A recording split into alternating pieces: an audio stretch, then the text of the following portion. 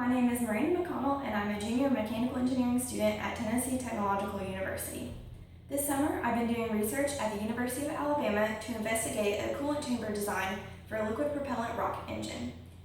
So for our liquid propellant rocket engine, we're using our fuels as liquid hydrogen and liquid oxygen, which mix in the combustion chamber. But these burn at very high temperatures, which poses a problem.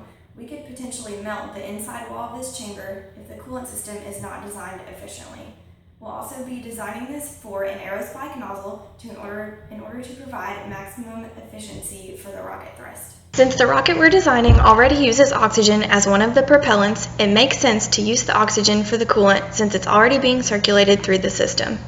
Liquid oxygen, despite its flammability, has proven to be safe for use through experiments by NASA in 1990 to test its threat to the system if leaked. The oxygen had no effect on the system and is used in many coolant chamber designs today. Water will also be tested as a coolant to have a comparison for the liquid oxygen temperature analysis.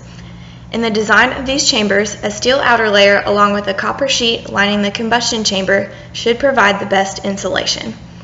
A numerical temperature analysis will be done using the two-dimensional steady heat conduction method with the assumption that there will be no heat generation inside the element. This method involves using the temperature of the points surrounding a particular point to solve for its temperature using convection and conduction heat transfer equations.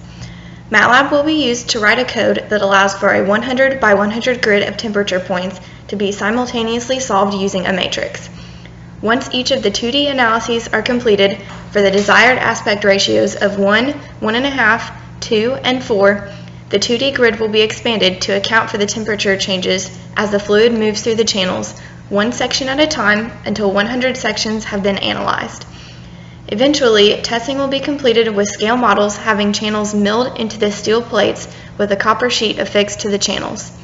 Hopefully, by the end of this project, the coolant chambers will have been optimized to lower the combustion chamber wall temperature so that there is no threat of melting the wall.